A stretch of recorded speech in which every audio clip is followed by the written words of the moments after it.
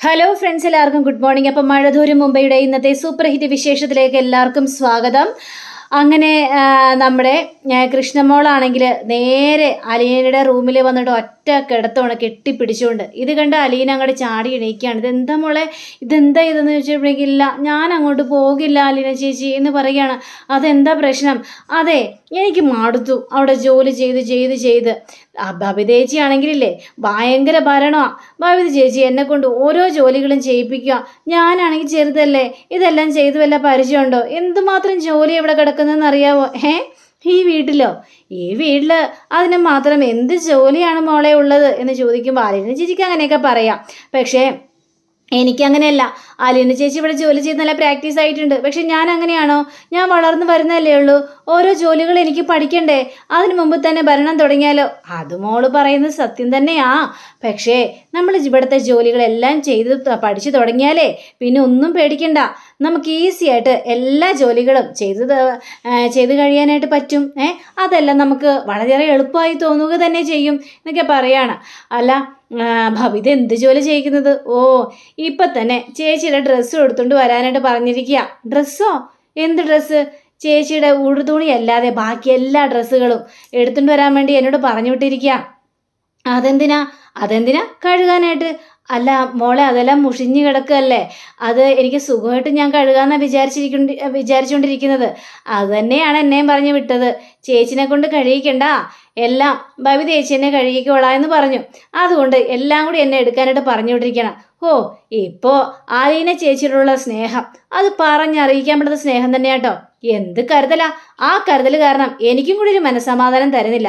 ഇത് കേട്ട് നമ്മുടെ അലീന സന്തോഷക്കണ്ണീര് പൊഴിക്കുക. ഇത് കഴിഞ്ഞപ്പോഴേക്കും കൃഷ്ണമണി ചോദിക്കും, ഇതെന്താ, കരയുവാണോ അല്ലെങ്കിൽ ചിരിക്കുവാണോ? ഒന്നും മനസ്സിലാവുന്നില്ലല്ലോ. എന്താ ചേച്ചി, എന്താ കാര്യം എന്നൊക്കെ ചോദിച്ചപ്പോഴേക്കേ ഒന്നുമില്ല മോളെ, മോളതെല്ലാം വിട്ടേര്, മോള് പോയിക്കോ, ഞാൻ ഏതായാലും അസുഖമൊക്കെ മാറിയിട്ട് കഴിക്കുള്ള. അയ്യടാ, അങ്ങനെയും പറഞ്ഞുകൊണ്ട് എനിക്ക് ആ റൂമിലേക്ക് കയറി ചെല്ലാൻ പോലും പറ്റില്ല. ഡ്രസ്സെല്ലാം എടുത്തുകൊണ്ട് വരാനാണ് പറഞ്ഞിരിക്കുന്നത് എന്നും പറഞ്ഞ് നമ്മുടെ കൃഷ്ണമോള് ഡ്രസ്സെല്ലാം എടുക്കണം. അയ്യോ മോളെ വേണ്ട, അതെല്ലാം ഞാൻ കഴുകിക്കൊള്ളാന്ന് പറഞ്ഞില്ലേ? അയ്യോ അതൊന്നും വേണ്ട, ഞങ്ങൾക്ക് കഴുകാനൊക്കെ കൈയൊക്കെ ഉണ്ട്, ആരോഗ്യമുണ്ട്. ഇപ്പം ചേച്ചി അവിടെ വിശ്രമിച്ചാൽ മാത്രം മതി എന്ന് പറഞ്ഞ് ഡ്രസ്സെല്ലാം എടുത്തുകൊണ്ട് പോവുക. അലീനയാണെങ്കിൽ സന്തോഷം കൊണ്ട് മതി മറന്നു നിൽക്കുക. രണ്ടനിയത്തിമാരും അനിയനും ഒക്കെ തന്നെ സ്നേഹിക്കാൻ തുടങ്ങി. ഇനി അമ്മ മാത്രമേ തിരിഞ്ഞു നോക്കാനുള്ളൂ. ആ ഒരു കാര്യത്തിൽ മാത്രമേ നമ്മുടെ അലീനയ്ക്ക് കുറച്ച് ടെൻഷനൊക്കെ ഉള്ളൂ. അപ്പോൾ നമ്മുടെ വൈജയെ കാണിക്കുകയാണ്. പിന്നീട് വൈജയാണെങ്കിൽ കിടന്നിട്ട് ഉറക്കവും വരുന്നില്ല, ഒരു മനസമാധാനം ഇല്ലാത്തൊരവസ്ഥ. എന്നിട്ട് അവിടെ നിന്ന് എണീറ്റ് നേരെ ഞൊണ്ടി ബാത്റൂമിൽ പോയി ഒന്ന് മുഖമൊക്കെ കഴിയതിന് ശേഷം ഈ വൈജ നേരെ ഫോൺ എടുത്തിട്ട് ശിവനെ വിളിക്കുക. അപ്പം ശിവനാണെങ്കിൽ നല്ല ഉറക്കത്തിലാണ്. ശിവൻ നോക്കിക്കഴിഞ്ഞപ്പോഴേക്കും വൈജയുടെ കോള്. എന്താ വൈജ എന്ന് ചോദിച്ചപ്പോഴേക്കും ശിവേട്ടൻ എന്തെടുക്കാണ്? എൻ്റെ ദൈവമേ, ഈ സമയത്ത് വിളിച്ചിട്ട് എന്തെടുക്കാണെന്നോ? അല്ല ശിവേട്ടൻ ഉറക്കം തുടങ്ങിയായിരുന്നോ? എൻ്റെ പൊന്നു വൈജ, പിന്നെ ഉറങ്ങുന്നല്ലാതെ ഞാനേ ഉറങ്ങാതെ ഗ്രൗണ്ടിൽ പോയി ക്രിക്കറ്റ് കളിക്കുക. എന്താ സമാധാനമായോ? ഓ, നിങ്ങൾക്കെല്ലാം ഇപ്പോൾ സമാധാനമായല്ലോ, സന്തോഷത്തോടെ ജീവിക്കുന്നു. ഗ്രൗണ്ടിൽ പോയി ക്രിക്കറ്റ് കളിക്കുകയും എല്ലാം നിങ്ങൾക്ക് നിങ്ങളുടെ രീതിയിൽ നടക്കുന്നുണ്ടല്ലോ. എൻ്റെ പൊന്നു വൈജ, ഞാനതൊരു കളിയാക്കുന്ന രീതിയിൽ പറഞ്ഞാണ്. ആ കളിയാക്കുന്ന രീതിയിലും എടുക്കാനുള്ള സെൻസ് നിനക്കില്ലേ എന്ന് ചോദിച്ചപ്പോഴേക്കും എനിക്കെല്ലാം മനസ്സിലായി. അതുകൊണ്ട് തന്നെയാണ് ഞാൻ പറയുന്നത്, എൻ്റെ ജീവിതം ഇതേപോലെ താറുമാറാക്കിയിട്ട് നിങ്ങൾ രണ്ടുപേരും സുഖത്തോടെ ജീവിക്കുന്നുണ്ടല്ലോ. എന്നെ പറഞ്ഞ് പറ്റിച്ചല്ലേ നിങ്ങൾ ഇവിടെ കൊണ്ടുവന്ന് എന്നെ ബലമായിട്ട് പിടിച്ചു നിർത്തിയത്. ഈ റൂമിൽ നിന്നും ഇറങ്ങാൻ പറ്റാത്തൊരവസ്ഥ, ശ്വാസം മുട്ടിയൊരവസ്ഥ. എൻ്റെ മക്കൾ പോലെ എൻ്റെ ഈ റൂമിലേക്ക് കയറി വരുന്നത് എന്നെ കളിയാക്കാൻ വേണ്ടി തന്നെയാണ്. എനിക്ക് അവളോടത്തുള്ള ജീവിതം ഇഷ്ടമല്ലെന്ന് ഞാൻ നിങ്ങളോട് പല പ്രാവശ്യം പറഞ്ഞിട്ടുള്ളതല്ലേ.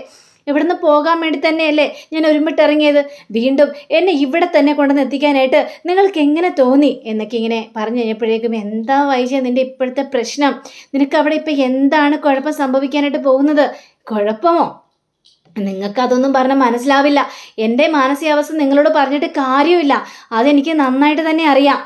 പക്ഷെ എന്നാലും എനിക്കിനി ഇവിടെ നിൽക്കാൻ പറ്റില്ല. നീ എന്താ പറഞ്ഞു വരുന്നത്? അതെ, ഞാൻ പറഞ്ഞു വരുന്നത് എനിക്ക് ഇവിടെ നിന്ന് പോകണം. ഒന്നെങ്കിൽ ഞാൻ, അല്ലെങ്കിൽ അവൾ. എടി, നിന്നെ കൊണ്ട് ആക്കിയിരിക്കുന്ന നിൻ്റെ ഭർത്താവും നിൻ്റെ മക്കളും ഉള്ള വീട്ടിലേക്കല്ലേ, അതിൻ്റെ കൂട്ടത്തിൽ അവളും ഉണ്ടല്ലോ, ആ നശിച്ചവൾ. ഇതെൻ്റെ വീടല്ല ശിവേട്ടാ, ഇത് അവളുടെ വീടാണ്. അവളാണ് ഭരണങ്ങളെല്ലാം ഏറ്റെടുത്ത് വെച്ചിരിക്കുന്നത്. അതുകൊണ്ട് ഇവിടെ തങ്ങാനായിട്ട് എനിക്ക് പറ്റില്ല. അല്ലെങ്കിൽ അവൾ പോകണം, അല്ലെങ്കിൽ ഞാൻ പോകണം. ഇതിൽ ഏതെങ്കിലും ഒന്ന് തീരുമാനിച്ചേ മതിയാവോള് എന്ന് പറയാം. അതേ വൈജ, ഞാൻ പറയുന്നത് കേൾക്ക്. വേണ്ട, എനിക്കൊന്നും പറയണ്ട. നിങ്ങൾ രണ്ടുപേരെ എന്നെ പറ്റിച്ച് കുടിച്ചിട്ട് നിങ്ങൾ മുങ്ങിക്കളഞ്ഞോ? എന്നിട്ട് നിങ്ങൾ സന്തോഷത്തോടെ ജീവിക്കുന്നത് ഞാൻ ജീവിച്ചിരിക്കുന്നുണ്ട്, ഭക്ഷണം കഴിച്ചോ, ഞാൻ എങ്ങനെയാണ് കഴിയുന്നത് എന്നുപോലും നിങ്ങൾ ഇതുവരെ ചോദിച്ചിട്ടുണ്ടോ? ഇല്ല, നിങ്ങളൊന്നും ചോദിച്ചില്ല. വൈജ നീ കാര്യങ്ങൾ മനസ്സിലാക്ക്. പക്ഷെ അങ്ങനെ പറഞ്ഞു തരുന്നതിന് മുമ്പ് തന്നെ വൈജയുടെ ഫോൺ കട്ടാക്കുക.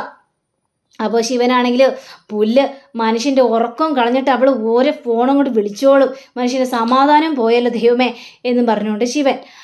അങ്ങനെ വൈജയാണെങ്കിൽ അന്ന് രാത്രി അപ്പം തന്നെ ആ റൂമിൽ നിന്ന് ഇറങ്ങിയിട്ട് നമ്മുടെ അലീനയുടെ റൂം ലക്ഷ്യമാക്കിയിട്ട് തന്നെ പറയാം. ഈ സമയം തന്നെ അലീനയ്ക്കാണെങ്കിലും ഉറക്കവും വരുന്നില്ല, നടുവേദന എടുത്തിട്ട് കിടന്ന് മതിയായ അലീന റൂമിൽ നിന്ന് പുറത്തിറങ്ങാൻ പോലും ആരും സമ്മതിക്കുന്നില്ലല്ലോ. അങ്ങനെ വൈജ പതുക്കെ അലീനയുടെ റൂം തുറന്ന് ഇങ്ങനെ അങ്ങോട്ട് വരിക. വന്നു കഴിഞ്ഞപ്പോഴേക്കും പെട്ടെന്ന് അലീന കണ്ണൂർ കഴിഞ്ഞപ്പോഴേക്കും മാഡത്തിനെ കണ്ടു കഴിഞ്ഞപ്പോൾ ഞെട്ടിപ്പോയി. ലൈറ്റ് ഇടുകയാണ് വൈജ. അപ്പോൾ എന്താ മാഡം എന്ന് ചോദിക്കുകയാണ്. ഓ, നീ ഇപ്പോൾ റൂമെല്ലാം കൈക്കലാക്കിയല്ലോ, അമ്മയെ ഒഴിവാക്കിയിട്ട് ആ കട്ടിൽ നീ സ്വന്തമാക്കാമെന്നായിരിക്കും നിൻ്റെ വിചാരം. എൻ്റെ പൊന്നു മാഡം, ഞാനിത് എടുത്തുകൊണ്ട് പോകാനൊന്നും പോകുന്നില്ല, എനിക്കിത് വേണ്ടേതാനും.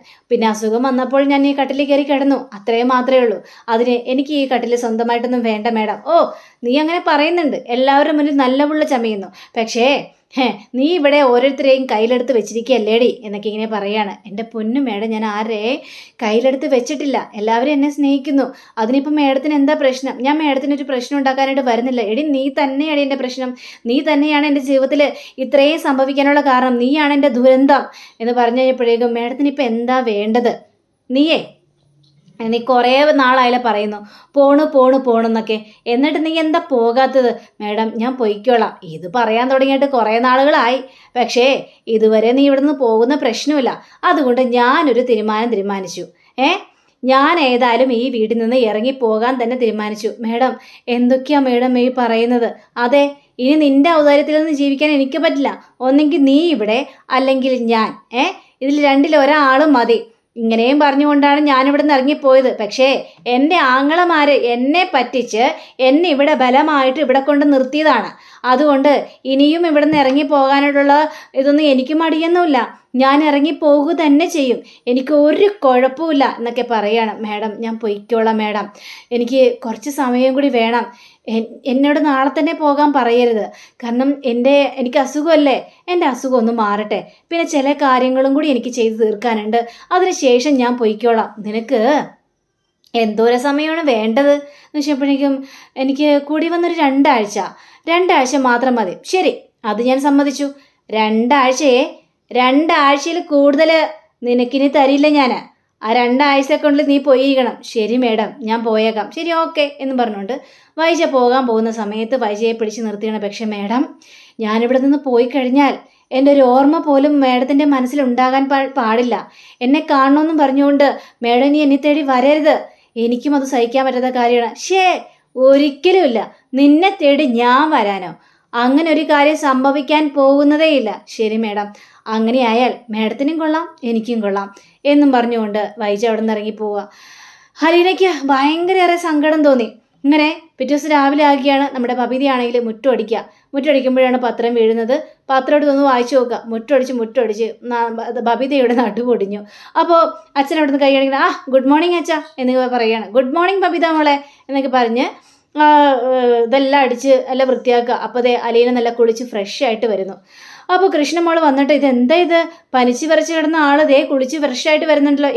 എനിക്കിപ്പോൾ ഒരു കുഴപ്പമില്ല, നോക്കിക്കണ്ടേ, ഞാൻ ആകെ ഒന്ന് ഉഷാറായില്ലേ, എൻ്റെ പനിയെല്ലാം വിട്ടു എന്ന് നമ്മുടെ അലീന പറഞ്ഞപ്പോൾ ഇപ്പം ആളൊന്ന് ഉഷാറായിട്ടുണ്ട്, പനിയെല്ലാം വിട്ട മട്ടിലാണ്. അതാ പറഞ്ഞത് എനിക്ക് പനിയൊന്നുമില്ല എന്ന്. അല്ല, ഇതെന്താണ് ഈ ബക്കറ്റുമായിട്ട് പോകുന്നത്? അതെ, എൻ്റെ അഴുക്ക് തുണിയാ, ഇതൊന്ന് കഴുകാൻ വേണ്ടി പോകണം. അയ്യടാ, അത് വേണ്ട, അതവിടെ വെച്ചേര്. അയ്യോ, എൻ്റെ തുണി കഴുകുന്നതുകൊണ്ട് എനിക്ക് ഒരു കുഴപ്പമില്ല. എനിക്ക് ജോലി ചെയ്യാതെ 3-4 ദിവസം ഇരുന്ന് കഴിഞ്ഞപ്പോഴേക്ക് എൻ്റെ കൈ അങ്ങോട്ട് തരിച്ച് വരിക ജോലിയൊക്കെ ചെയ്യാൻ വേണ്ടി. അതുകൊണ്ടാണ് ഞാൻ ഈ ഡ്രസ്സൊക്കെ ഒന്ന് കഴുകിയിടാന്ന് വിചാരിച്ചത്. അയ്യോ, അത് വേണ്ട, ഇവിടെ ബബിത മേഡം ഉണ്ട്. ബബിത മേഡത്തിനോട് ചോദിച്ചിട്ട് ഈ ചേച്ചി എന്ത് വേണമെങ്കിലും ചെയ്തോ. അപ്പോൾ നമ്മുടെ ബബിത വരികയാണ്. അതെ, എന്നോട് ചോദിച്ചിട്ട് മതി ഇവിടെ ചെയ്യലൊക്കെ. മോളെ ബബിതേ, എനിക്കിപ്പോൾ ഒരു കുഴപ്പമില്ല. അല്ല, ഞാനൊരു കാര്യം പറഞ്ഞില്ലായിരുന്നോ, ഞാനോ കൃഷ്ണമോളോ പറയാതെ ആ റൂമിൽ നിന്ന് പുറത്തേക്ക് ഇറങ്ങരുതെന്ന്?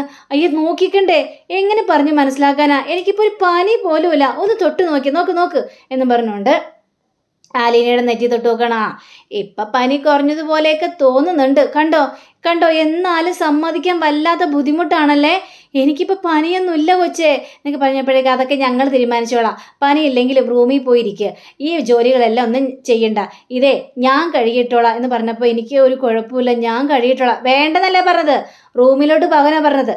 അപ്പോൾ കൃഷ്ണമോളാണെങ്കിൽ ജൂനിയർ മാഡം പറയുന്നത് കേട്ടോളേ.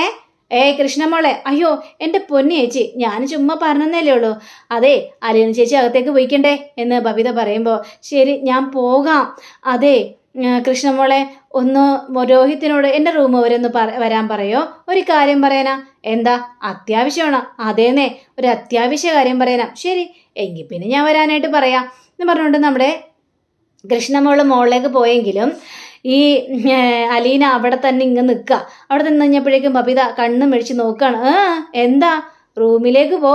ആ ശരി ഞാൻ പൊയ്ക്കോളാം. എന്തൊരു കഷ്ടം ഇത് എന്നും പറഞ്ഞുകൊണ്ട് അലീന റൂമിലേക്ക് കയറുകയാണ്. റൂമിലേക്ക് കയറി അലീന ബെഡ്ഷീറ്റും ഒക്കെ തലേണയൊക്കെ അടുക്കിടയ്ക്ക് ഇങ്ങനെ വെക്കുക. അപ്പോൾ രോഹിത് ഉള്ളിലേക്ക് വരികയാണ്. ആഹാ, പനി കുറഞ്ഞതേ ഉള്ളൂ, അതിനു മുമ്പ് ജോലി ചെയ്യാനായിട്ട് തുടങ്ങിയോ? ആ നീ വന്നോടെ രോഹിത്തെ, അകത്തേക്ക് വാ, എനിക്ക് ചെയ്യാതിരിക്കാനായിട്ട് പറ്റുന്നില്ല.